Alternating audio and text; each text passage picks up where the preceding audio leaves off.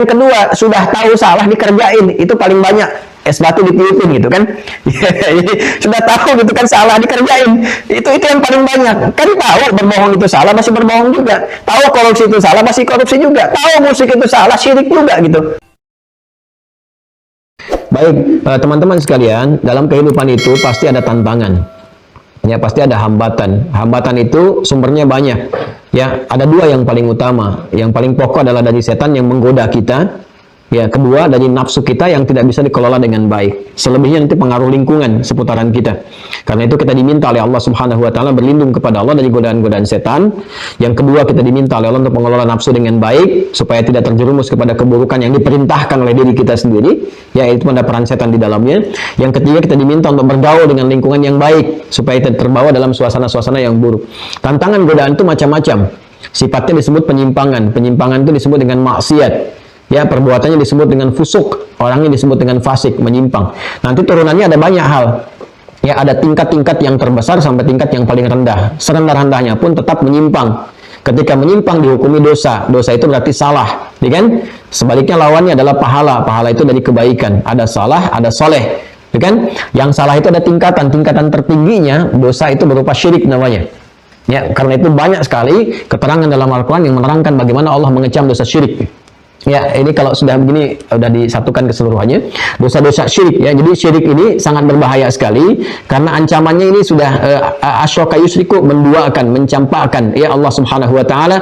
Anda saja, saya, kita sebagai manusia kan kita tidak berkenan ya kalau dalam kehidupan kita tiba-tiba misalnya, mohon maaf ya, kita telah memberikan segala perhatian macam-macam, tiba-tiba kita dicampakkan, dicari pihak lain untuk menjerumuskan, menjelekan kita, dan ini Allah yang memberikan segala kecukupan untuk kita, kebaikan kita, tiba-tiba kemudian kita hadirkan sosok lain yang kemudian dijadikan sifat-sifat ketuhanan itu berpindah atau sifat penghambaan berpindah. Maka di sini Allah sangat murka sampai mengatakan innallaha la yaghfiru ayyushraka bihi wa yaghfiru ma duna dzalika liman yasha. Allah Subhanahu wa taala tidak akan mengampuni dosa syirik. Ya, jelas ya, perhatikan kalimatnya. Allah Subhanahu wa taala tidak akan mengampuni dosa syirik dan mengampuni selainnya kepada siapa yang dikehendaki. Nah, itu terjemahan. Terjemahannya jadi problem kalau kita pahami dengan bahasa Indonesia. Jadi problem. Itu kan nanti ada di An-Nisa ayat 48, kemudian juga ada di ayat yang ke-116 sampai dengan 119-nya, gitu kan. Nah, ini jadi problemnya seperti apa? Problemnya adalah kita memahami sesuatu dengan terjemahan, tidak dengan pemahaman kepada ayatnya. Ayatnya mengatakan dengan kata la. Innallaha la, bukan lan. Beda antara la dengan lan. Ada la, ada lam, ada lan. Ya kan? La itu nafi, kalau lan harfu nafin wastiqbalin, kalau lam harfu nafin wa jazmin. Jelas ya? Ya, jadi kalau lam itu nafin wa jazmin, jadi menafikan sesuatu, jazm dengan kuat, makanya harokat ujungnya sukun. Lam adzhab, saya tidak pergi, ya. Jadi dari dulu saya nggak pergi, ke depan pun saya belum merencanakan. Lan istiqbal, sampai kapanpun. Ya, never, gitu kan dalam bahasa Inggris, nggak akan pernah gitu. Ya, walan tarba ankal yahudu walan nasara. La pertama itu lan, pakai lan. Yang keduanya pakai la. Di Al-Baqarah ayat 120. Itu sering salah paham juga tuh. Terjemah satu dengan dua berbeda. Kalau ke Yahudi pakai lan, kalau ke Nasara pakai la. Nah, la itu nafi, tapi tidak mengandung unsur lam dengan lan. Ya, la artinya apa? Terjadi pada saat sedang dikerjakan.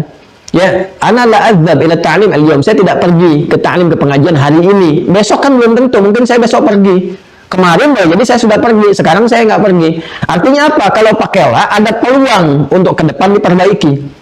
Nah, karena itulah dosa sebesar apapun termasuk dosa syirik ada peluang untuk diampuni kalau dia mau bertobat. Ya, dosa nifak, munafik termasuk dosa syirik. Kalau dia mau bertaubat, makanya ayatnya kan kesananya waman taba wa aslah. Siapa yang bertaubat kemudian memperbaiki diri. Ya, karena itu selalu ada peluang untuk bertobat, untuk kembali kepada Allah Subhanahu wa taala. Syaratnya sebelum nyawa itu sampai di kerongkongan, sebelum kita kembali kepada Allah Subhanahu wa taala. Maka sangat terbuka peluang kita untuk berubah, untuk bertobat. Bukankah banyak di masa-masa Nabi sallallahu alaihi wasallam yang syirik? Ya, ingat, kafir dengan syirik itu berbeda, walaupun ada kesamaan di dalamnya, tapi istilahnya berbeda untuk menunjukkan perbuatan yang tidak sama, tidak serupa, gitu kan? Baik, nah, yang syirik kan banyak, sampai yang jualan Tuhan juga ada. Tapi ketika mereka bertobat, berislam, hasunah Islamu, Islamnya bagus, diterima, bahkan di antara mereka ada yang masuk surga tanpa hisab. Ya, jelas ya? Seperti Umar bin Khattab dulu kan pernah jualan Tuhan itu, ya, dalam masa jahiliyah. Ya sudah kafir, syirik juga. Itu double tuh. Ya, sudah kafir, syirik juga gitu kan. Nah, umumnya sih kalau sudah kufar juga syirik itu. Umumnya seperti itu. Nah, itu kan ketika masuk Islam, berislam dengan baik, bertobat jadi baik, masuk di antara al-asyru masyhurina bil jannah. Masuk surga tanpa hisab dari 10 orang itu. Nah, sekarang di sinilah Allah menurunkan Quran surah keempat An-Nisa ayat 17. Dengan mengatakan innamat taubatu 'ala Allahi lil ladzina ya'maluna su'a bi jahalatin tsumma yatubuna min qarib. Sungguh orang-orang yang pernah taubat yang diterima oleh Allah itu hanyalah bagi orang-orang yang pernah menyadari dia berbuat dosa. Jadi kalau kita mau taubat, ya jalannya kita ingin kembali, maka jalannya dibuka oleh Allah dengan nama taubat namanya. Kalau kita ingin taubat, pertama kita menyadari dulu bahwa perbuatan itu salah. Jelas ya? Karena bahasa Qur'annya taubat asalnya akan diterima oleh Allah kalau menyadari dulu. Innamat taubatu 'ala Allahi lil ladzina ya'maluna su'a bi jahalatin. Dia sadar bahwa itu salah dulu. Sadar dulu. Ya, dia salah bahwa itu keliru. Ya, bahwa dia salah bahwa itu enggak benar. Jahalah itu ada dua maknanya. Satu karena tidak tahu. Kalau itu salah, itu jahalah. Orang ini disebut jahil. Ya, ada orang misalnya makan daging babi, mohon maaf ya, karena enggak tahu. Baru masuk Islam enggak tahu itu haram, dengan dia salah. Ya, dia salah. Di situ dia kemudian belajar memperbaiki dan tinggalkan, maka diangkat rafi al-qalam yang sebelumnya, tidak dihukumi. Ya, ada yang kedua, sudah tahu salah dikerjain, itu paling banyak. Es batu ditiupin gitu kan. Jadi sudah tahu gitu kan salah dikerjain. Itu yang paling banyak. Kan tahu berbohong itu salah, masih berbohong juga. Tahu korupsi itu salah, masih korupsi juga. Tahu musik itu salah, syirik juga gitu. Ya kan? Nah, itu yang paling banyak. Tapi ada peluang, kata Allah, saya ampuni. Ya, lilladzina ya'maluna su'a bi jahalatin tsumma yatubuna min qarib. Syarat yang kedua mensegerakan. Jadi yang pertama menyadari bahwa itu keliru, kedua menyegerakan untuk segera bertobat kepada Allah. Bagaimana cara menyegerakannya itu? Yang pertama setelah menyadari salah, mengakui dan berjanji untuk meninggalkan. Ya, ada komitmen dulu, janji untuk tinggalkan ini. Semua perbuatan tadi. Kemudian yang ketiga, teman-teman sekalian, awas hati-hati. Yang ketiga, membuktikan komitmen kita untuk meninggalkan itu dengan beramal soleh. Dengan beramal saleh. Nah, kalau kita tarik kepada dosa syirik, syirik itu ada dua, syirkul asghar, syirkul akbar. Syirkul akbar itu nanti dibagi lagi, ada dua bagian lagi. Ya, syirkul asghar itu syirik kecil. Syirik kecil itu seperti riya. Awas, itu sekecil-kecilnya syirik juga, walaupun tidak sama nanti konsekuensinya dengan yang besar. Salah, syirik kecil itu menggugurkan amalan seketika yang sedang kita kerjakan, yang terkait dengan amalnya. Misal, infak riya, itu gugur infaknya, nggak punya pahala. Ya, itu turunnya Quran surah kedua Al-Baqarah ayat 264, paling kiri sebelah bawah.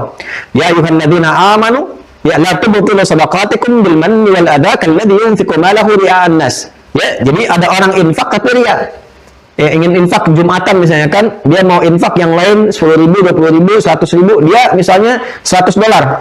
Ya, $100. Atau $1.000 Singapura yang langsung 10 juta gitu kan, tapi dia tunjukin begini ke jamaah nih, gitu, infaknya begini nih, gitu kan, infak begini, perlu masukin kotak, itu begitu dimasukin nggak ada nilainya.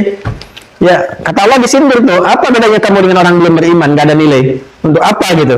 Ya, ada orang sholat ria, ada sholat ria, bukan namanya buria sedang sholat, bukan, dia sholat, dia ria, pengen dilihat orang, alladzina hum yura'un wa yamna'unal ma'un. Siapa yura'un di situ? Fawailul lil musallin, celaka orang sholat. Jangan salah ya, jangan potong nih. Kalau potong sampai sini, celaka nanti. Tuh kan orang sholat celaka, lebih baik nggak sholat nggak celaka. Bukan, teruskan ayatnya. Ya, celaka orang sholat. Siapa yang celaka ini? Alladzina hum yura'un. Ya, celaka dia, karena kenapa? Dia ria. Ya, celakanya kenapa? Karena dia kerjakan itu sudah lelah, capek, ada tenaga, nggak dapat apa-apa. Jadi ria itu syirkul asghar. Jadi kalau ada orang, jangan kita ya, jangan contohkan kita, ada orang, karena kita nggak mau. Ada orang beribadah kemudian dia ria, maka ibadah yang dia kerjakan itu gugur seketika, hilang pahalanya. Jelas ya? Nah, syirkul akbar ini ada dua juga. Syirkul akbar ini yang disertai kekufuran, yang tidak disertai kekufuran.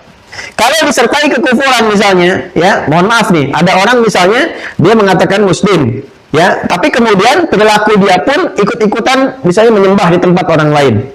Ya, disertai dengan apa, ditunjukkan dengan perilaku.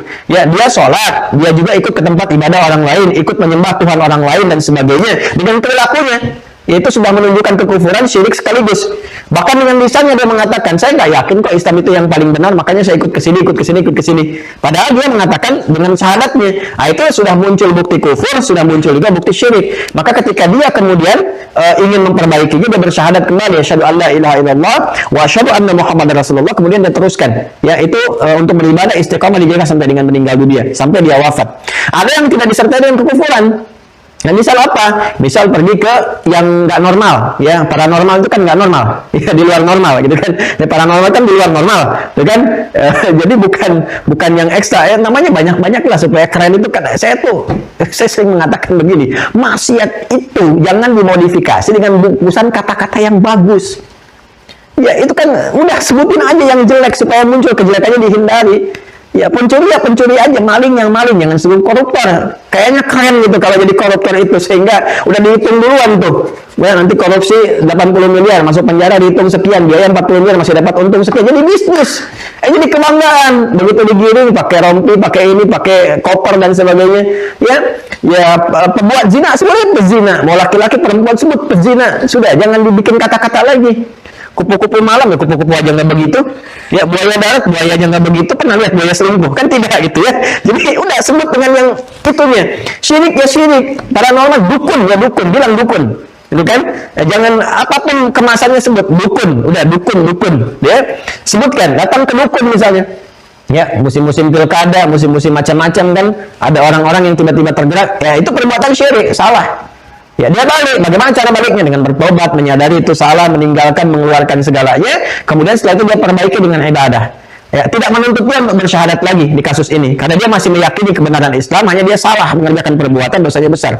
Ya, tidak harus dia bersyahadat lagi. Yang dia buktikan adalah tinggal meninggalkan perbuatannya seutuhnya, bertobat, dia tangisi dirinya, dia berbuat salah, mohon ampun sama Allah. Setelah itu dia tingkatkan ibadah.